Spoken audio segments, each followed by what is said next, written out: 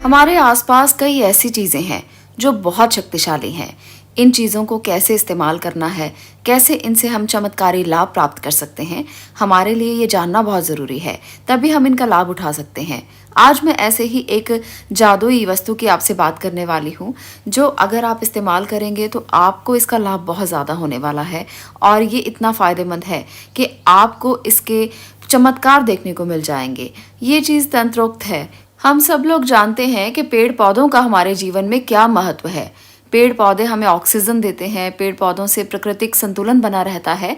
और हमारे शास्त्रों में भी पौधों के लिए कई धार्मिक और ज्योतिष महत्व भी बताए गए हैं। आज हम उन्हीं में से एक चमत्कारी पौधे की बात करेंगे, जो है आंकड़े का पौधा। आंकड़े का पौधा एक तंत्र शास्त्र की सबसे महत्वपूर्ण वस्तु मानी जाती है। आंकड़े के पौधे से कई तंत्र विधियां की जाती हैं। आंकड़े का पौधा एक चमत्कारी पौधा माना गया है, क्योंकि इसमें चमत्कारिक शक्तियां मौजूद होती हैं। कुछ अदृश्य शक्तियां जो हमें दिखाई ही नहीं देती, आंकड़े का पौधा उन पर अपना असर कर सकता है। इसलिए इसका महत्व तंत्र में बहुत ज्यादा बताया गया है। हमारे घर या घर के आसपास अगर ये पौधा हो तो ये हमें काफी लाभ दे सकता है। ये सामान्यतः तो जंगलों में पाया जाता था, परंतु आजकल ये शहरों में भी दिखाई देने लगा है।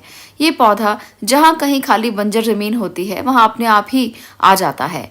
ये एक विषैला पौधा है। आंकड़े के पौधे से सफेद दूध निकलता है, इसलिए लोग इसे घरों में नहीं लगाते, परंतु इसका प्रयोग नकारात्मक शक्तियों को भगाने में, बीमारियों से दूरी के लिए, बुढ़ापे की परेशानियों को दूर करने के लिए और बहुत से तंत्रोक्त शक्तियों को अपने बस में करने के लिए इस्तेमाल किया जाता है।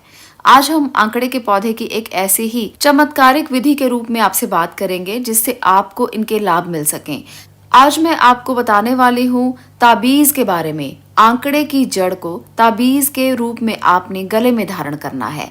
बस इतना सा ही प्रयोग है और इसकी विधि को आप ध्यान से सुन लें, क्योंकि अगर आपने इसकी विधि को सही से नहीं अपनाया तो इसका लाभ नहीं मिलेगा।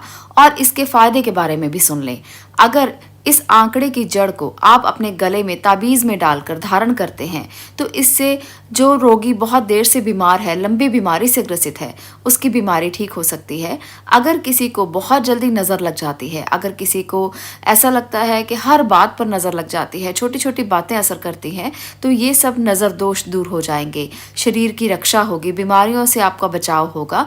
और इसके साथ साथ ऐसे व्यक्ति जो हर काम में पीछे रह जाते हैं, जिनको हर काम में समस्याओं का सामना करना पड़ता है, 99% पर आकर सभी के काम अटक जाते हैं, ऐसी चीजें भी आपसे हमेशा के लिए दूर हो जाएंगी। इस पौधे को गणपति का पौधा भी माना जाता है।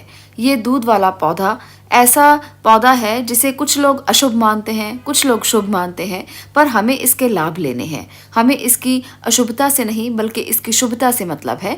अशुभता इसलिए मानी जाती है क्योंकि ये पौधा विषाला माना जाता है, परंतु जिस तरह से चतुर वैद्याचार्य इसका प्रयोग किया करते थे जटिल रोगों को दूर करने के लिए, उसी प्रकार से हमें भी बस थोड़े से इस पौधे का इस्तेमाल करना है ताकि आपको इसके लाभ ही लाभ मिले, इसका विषैला असर आप पर बिल्कुल भी ना हो। आपने क्या करना है, अब आप विधि के बारे में सुन लें। आप सफ़ेद आक के पौधे को ढूंढें, जो आपके घर के आसपास कहीं भी आपको मिल जाएगा।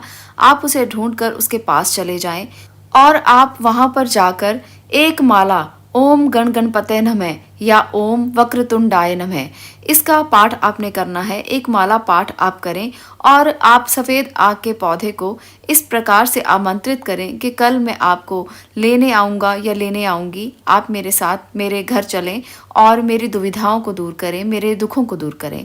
इस प्रकार से आपने प्रार्थना करना है और आँख के पौधे की जड़ को आपने लेकर आना है। एक और बात का बहुत ज़्यादा ध्यान रखना है कि जिस दिन आप इसे आमंत्रित करने जाएं, वो दिन रवि पुष्य नक्षत्र के पहला दिन होना चाहिए। यानी कि जो भी रवि पुष्य नक्षत्र का दिन है, उससे पहले के दिन आप आमंत्रित करें और रवि पुष्य नक्षत्र के दिन आप इसे तोड़कर ले आएं, यानी कि जड़ को निकाल कर ले आएं।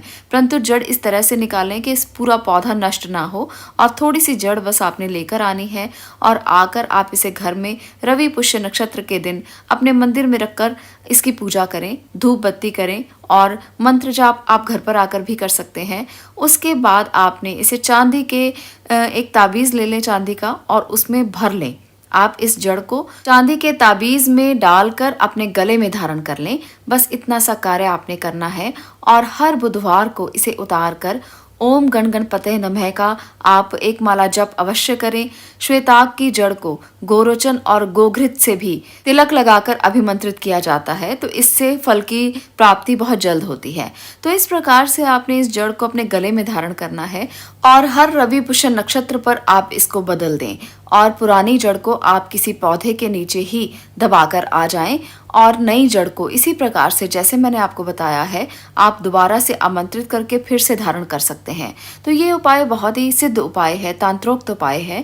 इसका जो लोग भी प्रयोग करते हैं उनके जीवन में समस्याओं का अंत हो जाता है और उनको किसी प्रकार की नज़र नहीं लगती, धन आने की सारी दिक्कतें खत्म हो जाती हैं। कोई भी परेशानी है, आपकी परेशानी धीरे धीरे वो दूर हो जाती है। तो इतना चमत्कारी है ये उपाय, इतनी चमत्कारी शक्तियां हैं इसमें।